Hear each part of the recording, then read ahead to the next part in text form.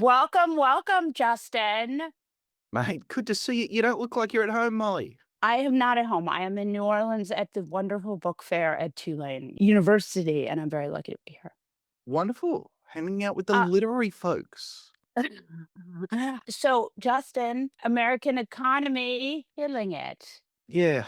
So, What's happening? yeah. So I think I should be used to the rhythm of this by now. Molly, you're one of the few people who always begins, they want to know where the economy's at. So we'll start there, but by no means is that the biggest story. You might have noticed other things going on. So look, where are we at? Since I last spoke to your audience, we got the latest jobs report. I want to remind people where it was the day before that came in. The day before that came in, there'd been some pessimism about, and then suddenly we got a couple of good numbers, and it looked like things really weren't so bad through the beginning of 26. Good. Well, it turns out that when you get more data over time, you change your mind, you revise things. And the new view was actually that was purely a statistical illusion. So things which looked bright, it's not that they subsequently turned down, it's just they were never bright. Green shoots actually were a statistical mirage. Okay. Right. Then we got the latest jobs number, which was sharply negative, the Right. kind that makes me sad. Betsy and I sat at home, hugging each other, crying, thinking about the American worker. And This is the danger of a two economist family.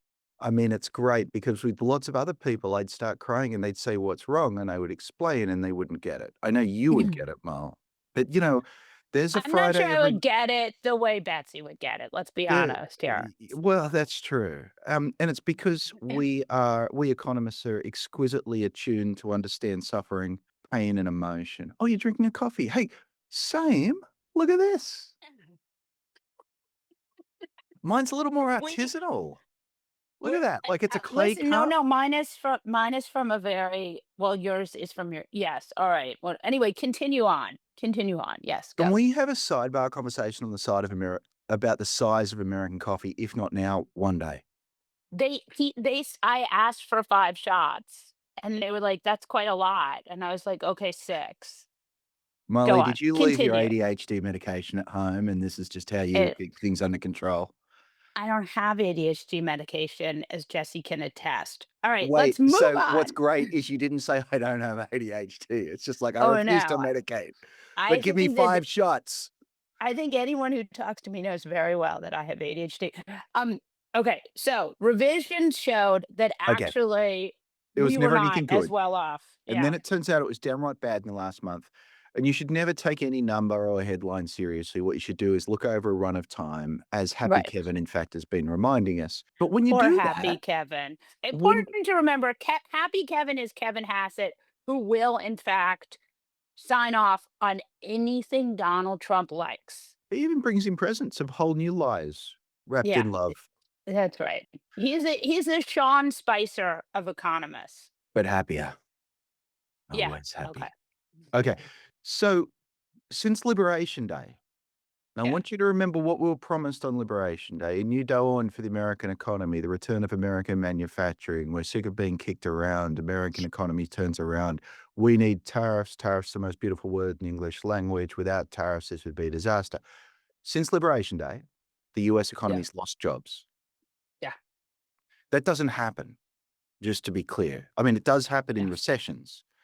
Right. So a And we were recession, not in a recession. It's important to point out before Liberation Day, we were sort of in a kind of Goldilocks state where as much as there were problems, we were still pretty well off considering the rest of the world. Molly, did you look at my hair and think of Goldilocks? Continue, continue, continue You on. can share the truth. It's okay. The These are truth is I normal read the thing in The Economist where it said the Goldilocks economy. You know, I'm these are sorry to tell normal adult feelings, Molly. It's okay. Um, okay. So the he's an economy, academic, but he's funny. All right, go on. Yes, you go on. forgot to say handsome. You can say it. All right. Jesse, we hear the sound of Jesse throwing up. All right, go on. Move on. Let's keep going here. Okay. Economies are not meant to lose jobs. They're meant to Right. gain them. Right, They right, do right. lose jobs during recessions.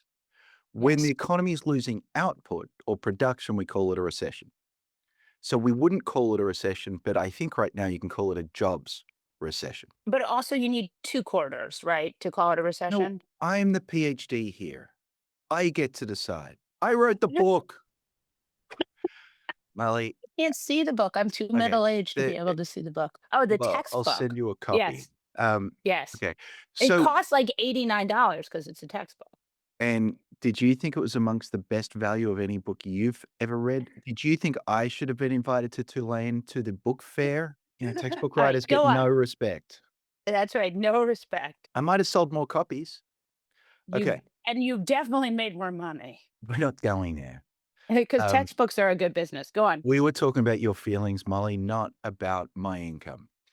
Okay, the economy's in a jobs recession. A jobs recession just Right. means going backwards. So it's going Yeah. backwards, right? And since April. So yeah, that's more than 2 quarters if you wanna use your alternative definition. So that's all bad news. On Right. the flip side, Happy Kevin and company tend to look for the bright spots. Is there a number that They misrepresents where we're at? right. And actually, just a couple of weeks ago, Happy Kevin was saying in the fourth quarter of 2025, he was telling us the economy was growing at 5%. Actually, we just got the latest numbers. It grew at 0.7%. That seems like less than 5%. It Not to be a is. math genius here. You are a mad genius. Um, Math, math oh, genius. math Go on. genius? Nobody can understand what I say. It's my accent. Go on. It's your mad genius. Okay, 0.7% is sick. Right. Now, part of that is the government shutdown occurred. What happened in the government shutdown, it's deep in the sausage of how we estimate GDP, but basically Right. everyone ended up having to work or got paid for working. But because they weren't going to work, they weren't producing stuff governments produce. Right. And so that not artificially, but artificially subtracts some growth. That will all, given the level of output will go back to normal in the first quarter, will actually get a bounce back in the first quarter of Oh. 2025. 6, sorry. The point though is the indicators that had been more optimistic don't look more optimistic anymore. Right. The bottom line of all of this is an economy that's either in recession, probably not, but on the precipice. And so given these economic data, the one piece of advice I started giving the administration 14 days ago is don't do anything stupid. Wait, 14 days ago. Remind me what happened 14 days ago. Well, then they bombed Iran. Explain to our listeners why bombing Iran was such a big move and why it's so catastrophic for the financial markets. Right. I don't need to explain to anyone why it's a big move. If you look to an economist for some intellectual justification or rationale, I just always want to say this, if it's all right. It's a big move because it's a war. Yeah. Wars No, are bad. yeah. We don't like death. I'm anti-destruction. I don't like grief. I don't like Yeah. anxiety. I don't like all of the harm that it's done. I don't like the harm that's done to Americans. I don't like the harm that's done to Iranians. I don't like the harm that's done to Lebanese people. I don't like the harm that's done Right. to Israelis. Right. It's all bad.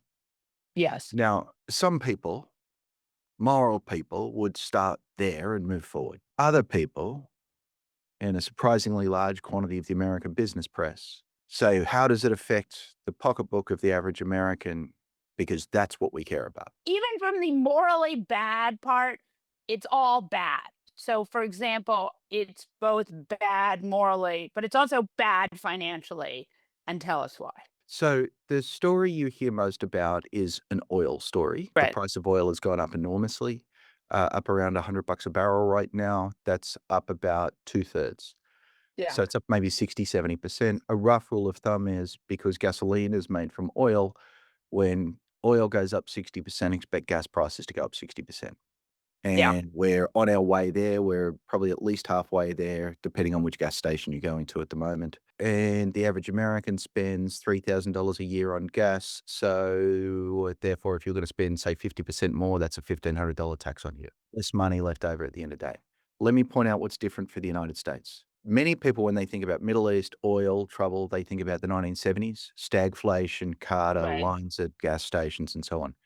No, that's the wrong model. It's the wrong model because subsequently the US has gone from being very energy dependent to roughly As a speaking shale. because of a lot of things, actually. Right. We're roughly energy independent. The most important thing there, by the way, is that we produce more GDP per barrel of oil than we ever did before, Right. which is we've become more efficient and also we're a service economy. It turns out Right. that as Molly types away at the other end of this interview, she's not using a lot of oil, whereas in the No. olden days when she went to her manufacturing job, she was using a lot. So we're roughly energy independent. That means what we saw in the '70s was stagflation. We both got Right. the inflationary impact and also it really destroyed the economy. Right. This time, there's several layers of this. I'm gonna start at the top level and work to details. We're roughly energy independent. What does that mean? We make about as much oil as we use. Now, if you're an energy nerd, you'll come and say, "We make a different kind of oil than what we use, blah, blah, blah." Stop being an energy nerd. Right. If we make as much as we use, then if the price goes up, nothing happens on average. So that Right. means the US is actually not very affected by the oil story. That's the first layer. Now, you might say, Right. "Hey, wait a minute, I'm paying a lot more for gas," and you said and so are a lot of other Americans, and you said we come out even. How's that even possible? It's because this is the second level, it's actually a major redistribution. The gas Right. price goes up, and those of us who use gas I live in the suburbs of Ann Arbor, Michigan. I'm in the heartland, real America. We drive to work here. I mean, I understand elite New Yorkers don't. Um, Real America. that's right. Real America. I'm Yeah, here to that's right. represent. One day we'll have a competition. We'll figure out who's more real. 5 Yeah. shots 5 shots in your coffee makes you a good chance, actually. The size of that coffee. Let's not get distracted. You are way more real American than I am. And my grandparents were born in this country. Continue. Great. A lot of gas. So, families are spending more on gas. Well, Right. how do we come out Which means they're even? spending less. They're spending Right, less on on other stuff. the How does the country economy. as a whole Yeah. come out even? Well, the folks who drill for oil are now getting more dollars for every And barrel. So and who and right. folks in Or went out Texas, for the oil barons. Louisiana, Those poor guys. Alaska. Yeah. Yeah, so some of it will be the Trump's owners of the oil people. companies. Some of it will be the workers who I'm sure will Right. get a few extra shifts. Some of it will be the local Yeah. towns because the workers who worked an extra shift need another coffee, but probably Right. not many of our audience. And so there's a major Right. redistribution from households to oil producing regions and oil companies. Right. The heartwarming story. Yeah. Now realize, it's really important to realize, America may be roughly energy independent, but Europe is not. And Right. so every time the US stock market, for instance, has gone down a little bit, the Europeans have gone down a lot. So Oh, the right way of wow. thinking about this is it's not like the 1970s, it's like 2022. 2022 was when we had problems in world oil markets because of Putin, Ukraine, sanctions, and so on. Basically, we lost a ton of oil. Right. But we didn't. The Yeah. American economy kept on keeping on. You and I paid more for gas at the tank, but the economy kept keeping on. In Europe, they freaked out. If you went to Europe during Yeah. that period, talked to European policymakers and economists, energy was just a huge deal. That's where they are right now. Okay, that's the Right. oil story. The one thing I really wanna emphasize is it's not the whole story. The I think the American media the oil story is the easiest story to tell. You're like, "Oh, I don't know anything about the Middle East." All the countries have complicated Right. names to pronounce. Sometimes I accidentally say Iraq when I mean Iran. There's a strait. Um, There's nobody our age who says Iraq or Iran, who confuses Iraq or Iran. We know that Iraq was, we had Arachnophobia and now we're oh, what a bombing funny Iran. joke that was. Oh, Arachnophobia, like hilarious. spiders. Yes. Yeah, exactly. Did you mean it that So, I way? mean, yes, I Oh, did in wow. fact. Came of age, and we're the age where we came of age during Gulf War One and Right, Gulf War Two. We right, know the geography there. right. Okay. Yeah. But so a lot of people are like, "Oh, the Middle East, that's oil. Let's just talk about oil." Now what I wanna do is say, actually, this is a war. Right. So we just talked And about the oil I channel. The think oil we're channel's both not too going bad I for the th US. It's terrible for the world. right, but there's another thing I wanna talk about because Mhm. I think it's really important that relates to all of this, and Jesse's gonna kill us, but whatever, which is when I was growing up and you were growing up in the '90s, the Middle East did not have the kind of tourism that it does now, and there is a lot of money in the Middle East that is not related to oil, and that's new in the last 20 years, and It is. I mean, and I mean, tourism and how rich people living unrelated there to to not pay taxes. yeah, I was gonna say not much of this is unrelated to oil, which is they build these beautiful shining cities in the desert with oil money, and then it Right. becomes kind of interesting And to go then and visit. right. But that so the point of this story is that that affects that economy is being affected, right? Oh, absolutely, the Middle East? Absolutely. Yeah. So I Unquestionably. mean, Sorry, and that has but it's being ripples. affected Yes, go on. because they're oil dependent. I mean, they can't get their Yes. But I so mean, it's affecting the larger American economy to have that offline. And for absolutely. example, like so much travel and trade goes through Dubai and the Emirates, and now travel and trade, and that's where we get to Hormuz, the Straits of Hormuz. So let's go through that too. Yeah.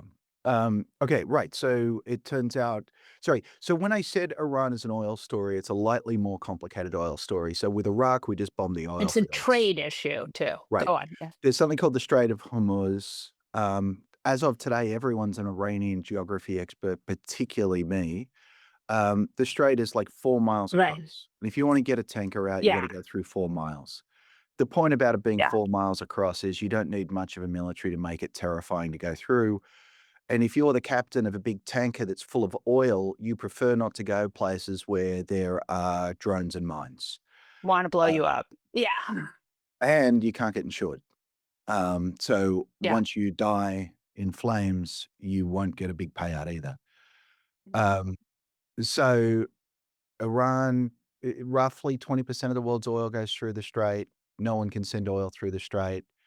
That means folks in the Middle East are actually stopping their oil production right now because all their storage facilities are full, so there's nowhere to put the oil. That supply shock, so there's less supply of oil onto the world market. And you might say, well, nothing's happening in the United States. Why is the price of oil and gas in the United States going up? And the reason's very simple. For an American oil company, if someone abroad will pay $100 for a barrel, you'll never sell it to an American for 99 a barrel. So we are energy independent in the sense that we produce as many barrels as we need, but we're price dependent because those barrels are priced on world markets. As far as I can tell, despite the fact that almost everyone's first instinct when talking about the Middle East is to say oil, oil shocks, oil is important for the economy. As far as I can tell, the administration appears not to have thought through the idea that invading Iran would have impacts on global oil markets. I don't do in-depth White House reporting. Right. All evidence supports this supposition. I want Right. you to talk about the thing that this White House has now done to put a patch on the problem, which is end sanctions on Russian oil, thus making Vladimir Putin a very happy Right. young man. So, after they invade Iran, and after they Yeah. discover that's got something to do with oil, and after oil rises, and after gas prices rise when oil prices rise, Susie Wiles, the chief of staff, runs around the White House saying, In with her whoop. "Oh, yeah. Right. Yep, Apple Watch." No, she has a Saying, whoop. "Oh, it's a She has a Whoop, is it?" whoop to yeah, because that's when they people saw the pictures, they were like, "She has an Apple Watch, that's a security breach." And then she was like, "No, I have a whoop." A Whoop. That's a fun word. Sorry, I'm very focused on the very irrelevant details. Continue. So, she walks around and, she says, "Hey, does anyone have any ideas on how to get gas prices down?" Now, I'm glad she did that because no one in human history has ever thought that. She's probably the first person in the White House to say, "I wonder if there's a way of getting gas prices down." That Right. was sarcasm in an Australian accent. Right, right, right, I have right. to announce it, I've learned. Right. It turns out you can't. Well, actually, they're really clever. They figured out a way. What you need to do is increase the supply of oil. How could we do that? We've isolated Russia because they invaded Iran. And I said, what if we unisolated them? You know, like, I mean, we're bombing Iran for no reason. We So used to why be not on Ukraine's side for a good reason. right. Why not give up in Ukraine in order to help us at home because of trouble caused by Iran? So they said, we're going to unsanction a small amount of Russian oil. Turns out the thing is, when it's a small amount, that's doing a lot of work there. They announced this and it basically has no effect. Yeah. And you also saw big countries say that they were going to release oil from their strategic reserves. But again, these reserves are not particularly large. What though, So didn't America not have a strategic reserve because Donald Trump was waiting for it to get cheaper to refill We it, or is that wrong? right, so if you were we do have a strategic petroleum reserve. But we Um, didn't refill it. we let it run down during the Biden years. Now, if you're Yes. about to go into Iran, I know the president's very good at this. You would think to yourself, oil prices are about to rise, so why did I buy low and sell high? If that was too difficult for the president, I have a funny feeling if he called Barron in and said, "Hey, Barron, here's what I'm going to do. How are you going to trade on your private account?" Barron would have said, "I know. I'm going to buy oil while it's cheap, and maybe then I'll have it when it's expensive." But anyway, no one did that with the Strategic Petroleum Reserve, so it remains half empty. They could have spent a few months just sloshing it full of oil before they went in, but they didn't, so we lost that opportunity as well. So this is the sense in which there's literally no evidence of planning. There's also a bunch of Yeah. Americans in the Middle East. They forgot to get them out, Yes. And are they um, getting them out now? slowly. Are they getting them out now? Do you know more than I do, Molly? No. Or I do not. Justin Wolfers, will Wow. you come back? I will, but I'm gonna tell you that being interviewed from a bed feels unprofessional, and I'm gonna go and talk to HR about this. Yes, you must. You must.